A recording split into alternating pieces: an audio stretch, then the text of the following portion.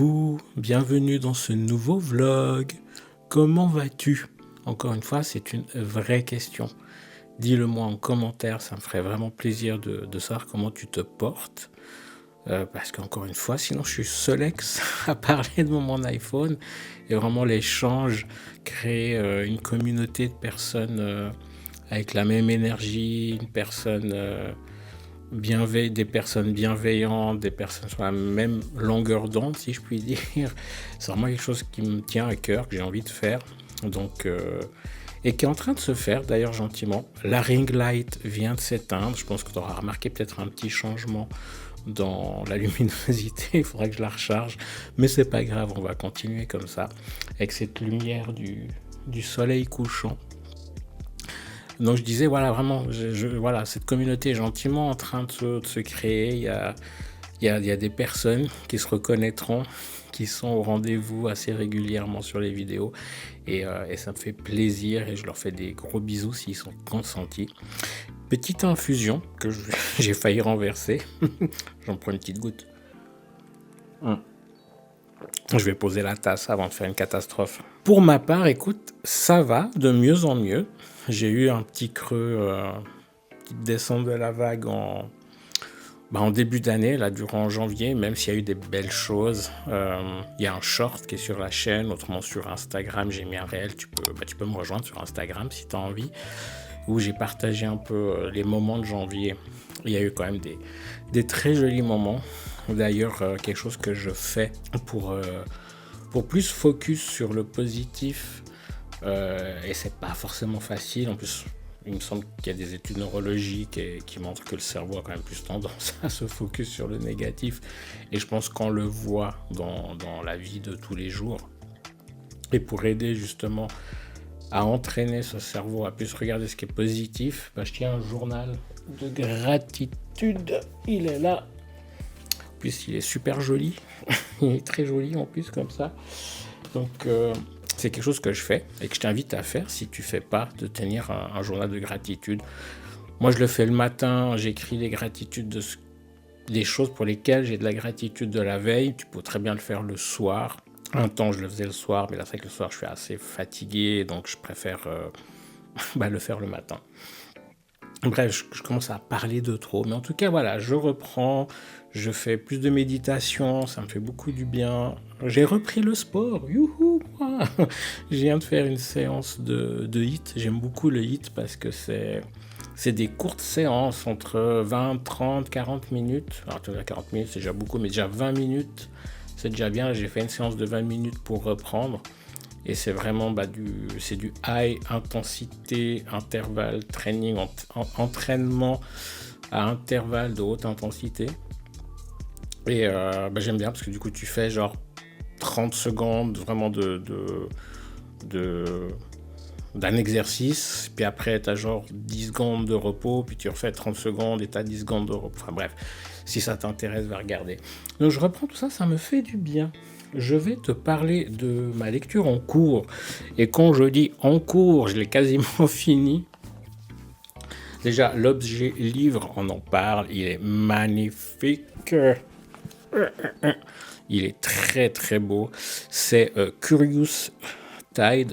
Là, j'ai pas la dust jacket, c'est la couverture en papier qu'il y a par-dessus. Parce que pour lire, c'est pas pratique. Je te l'affiche quelque part par là. Mais mon Dieu, j'adore. Donc c'est le tome 2 de la série Curious Tide. Ce tome 2 s'appelle D'autres cieux mystérieux. C'est ça? Je me rappelle jamais du sous-titre. Oui, c'est ça. D'autres cieux mystérieux. C'est de Pascal Lascelles aux éditions Big Bang. J'adore. Franchement, ce tome 2, ça n'arrête pas. C'est un page-turner. Il y a de l'action. Et même les scènes où il n'y a pas vraiment de l'action, l'intrigue est toujours en train de se dérouler et c'est super intéressant. Il y a plein de choses qui se mettent en place. Il y a plein de choses qui sont révélées que dans le tome 1. On nous a juste un peu teasé avec. Le tome 1, je l'ai beaucoup aimé. Je pense que je peux mettre un 5 étoiles, 4,75, voire 5 étoiles sur 5. Mais ça n'a pas été un coup de cœur. Celui-là, on se dirige vraiment vers le coup de cœur. Dans le tome 1, en fait, on découvre Emory, qui est une étudiante. On est dans un monde où il y a de la magie, où ils ont des dieux qui sont les marées, parce qu'en fait, c'est de la magie basée sur les cycles lunaires. Je trouve ça absolument génial. Et en fonction de la phase lunaire dans laquelle tu es né et de la marée, tu as certains pouvoirs. Et Emory pense être né sous une certaine phase lunaire et pense être d'un tel pouvoir, mais elle va découvrir assez vite, je vais pas te le dire, ça je te laisse découvrir si t'as pas lu, mais assez vite elle va découvrir que c'est pas tout à fait ça, que sa maman a peut-être un petit peu modifié les choses à sa naissance, ou disons traficoté les choses à sa naissance, puis elle découvre qu'elle est bien plus que ça, que c'est bien plus compliqué que ça.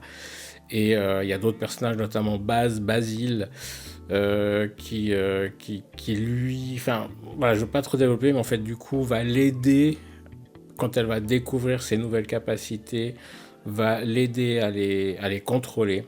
Parce qu'en gros, il y a un risque de ce qu'ils appellent l'effondrement, c'est-à-dire que s'ils utilisent trop fortement leur pouvoir, ces gens spécifiques-là, dont Basile fait partie, euh, il s'effondre, en fait, ça crée une espèce d'explosion et ça devient dangereux et tout ça. Donc, quand elle découvre ça, il va vouloir l'aider, mais un peu en secret du coup, parce que justement, il y a eu tromperie, il y a eu falsification de ses papiers de naissance. Euh, il va l'aider du coup à maîtriser pour éviter cet effondrement. Et un truc qui est cool, c'est que les chapitres, en fait, c'est un coup Emory, un coup Basile, un coup Emory, un coup Basile, enfin base du coup. Et voilà, donc ce tome 1, on va découvrir, l'autrice va introduire tout ce concept de magie comme ça sur les marées, magie du sang, de ce qui peut se passer un peu de société secrète. C'est très Dark Academia, ça se passe dans une université, l'université d'Aldrin. Et voilà, donc c'est l'ambiance Dark Academia, les bibliothèques secrètes, les sociétés secrètes, et du coup on va découvrir tous les complots qu'il peut y avoir, les complots on va dire un peu étatiques là derrière. Et, euh, et à la fin du tome 1, on reste sur... comment te dire ça sans te spoiler? C'est toujours le problème. On reste sur le moment, on va dire, où les protagonistes ont découvert justement tous ces complots et commencent à mettre en place des choses pour les contrer. Et dans le tome 2, ah oui, puis il y a une histoire aussi d'un livre en fait, qui est un peu une référence, on va dire, mais qui est jugé comme peut-être de la fantaisie par la majorité des gens, mais une certaine partie pense que ça a une base réaliste. Et du coup, on va découvrir en effet que c'est une base réaliste, évidemment, et que et que et qui partent justement à la recherche des choses écrites dans ce livre-là. Pas le livre là, mais le livre qui est dans le livre. Et donc, dans le tome 2, là, il y a tout qui s'est un peu révélé et on va suivre ce parcours de ces personnages. Et ce que je trouve génial, c'est que là, on va pas avoir deux voix, donc Emory et Baz, mais on va en avoir quatre, en tout cas jusque-là. Non, cinq, qu'est-ce que je dis? Baz, Kai, Romy, Emory. Non, donc oui, quatre. On va avoir quatre voix en fait, parce que du coup, il y a un autre personnage qui s'appelle Kai, il y a un autre personnage qui s'appelle Romy. Euh, Tu découvriras leur histoire dans le tome 1 si tu lis. Et du coup, il y a vraiment voilà, c'est cet écho entre entre ces quatre personnages. Il y a des temporalités différentes, il y a des espaces, vraiment des espaces-temps différents. Vraiment, j'adore, c'est hyper complexe, c'est hyper complet et en même temps, c'est très compréhensible. Et vraiment, celui-là, c'est un page turner. Là, vraiment, ça n'arrête pas. On n'arrête pas de découvrir des choses. On n'arrête pas d'avoir des révélations sur plein d'interrogations qui sont restées en suspens dans le tome 1. Je pense que c'est ça qui a fait que le tome 1, ça n'a pas été un coup de cœur. Parce que à la fin, il n'y avait pas les dénouements, mais en même temps, c'est normal, c'est une trilogie. Enfin, je crois que c'est une trilogie. Et justement, il y a le tome 3 qui sort tout bientôt en anglais et qui sera traduit en français dans l'année. Et que, évidemment, je lirai. Donc voilà, je t'en parlerai quand je l'aurai fini. Mais en tout cas, pour l'instant, J'adore, j'adore. On découvre justement dans le tome 2 d'autres magies qui sont basées sur d'autres éléments, avec d'autres entités, d'autres dieux, d'autres divinités. Et, euh, et ça fait vraiment écho justement à plein de croyances, à plein de cultures, et je trouve ça super génial. Voilà, j'ai déjà beaucoup trop parlé. J'adore ce livre. Et voilà, comme je dis, j'en parlerai quand je l'aurai fini. Je vais te laisser avec la suite du vlog. Dans ce vlog, il va y avoir beaucoup de culture parce que je suis allé, enfin on est allé avec Quentin au musée. On est allé à Plateforme 10. Si tu es dans la région lausannoise, tu connais sûrement. Ou en Suisse romande, c'est une plateforme qui regroupe plusieurs musées. Donc on est allé là-bas et je t'ai fait quelques images. Et normalement, il y aura aussi des images d'un petit bricolage que j'ai fait un peu... Enfin, un bricolage. Oui, un bricolage, mais avec une intention, une énergie magique, une énergie énergétique. Je te laisserai découvrir tout ça. Donc voilà, j'ai beaucoup trop parlé. Je te laisse avec la suite du vlog et je te retrouve plus tard.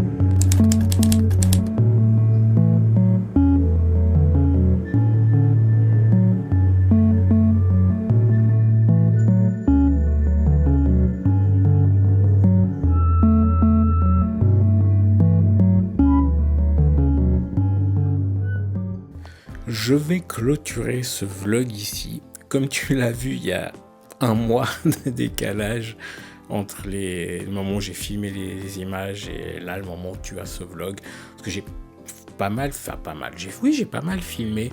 Mais comme je te disais, je crois au début, j'ai pas eu l'énergie, j'ai pas eu l'envie, pas eu l'élan de faire du montage.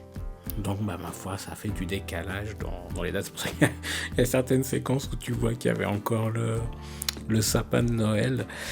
Mais voilà, donc du coup, tu auras un peu de décalage, mais je pense que c'est pas grave. L'essentiel, c'est que je te partage avec l'envie ce que j'ai envie au moment où j'ai envie, sans trop me forcer, parce que bah, je pense que ça se ressent. Donc en tout cas, si t'es arrivé jusqu'à la fin du vlog, merci à toi. On va aller avec un emoji tricot. Je suis sûr qu'il doit y avoir un emoji tricot. Donc on va aller avec ça. Évidemment, bah, si t'es pas abonné à la chaîne et que le cœur t'en dit que tu as envie de le faire, bah, c'est avec grand plaisir que je t'accueille dans la communauté. Puis évidemment, bah, ça aide avec un petit like, un partage, un commentaire, tout ça, ça aide beaucoup. Je disais l'emoji tricot en commentaire, je crois que je ne l'ai pas précisé. Et tu peux me retrouver également sur Instagram. Tu as toutes les infos dans la barre de description. Et la boutique en ligne aussi, tu as le lien vers la boutique en ligne. Tu peux aller voir les illustrations, marque-pages, stickers, ce qu'il y a dessus. Et il y a des nouveautés. Je te montre pas ça tout de suite, mais il y a des nouveautés qui vont arriver. En tout cas, encore une fois, un grand merci à toi de me soutenir juste par le fait de regarder les vidéos. Et si évidemment tu likes, tu partages, tu commentes, c'est encore un plus gros soutien. Donc vraiment, merci. Encore des bisous s'ils sont consentis. Et je te dis peut-être à la semaine prochaine si j'ai nouveau l'énergie de faire du montage. Mais en tout cas, je te dis à très vite pour la prochaine vidéo. Ciao, ciao!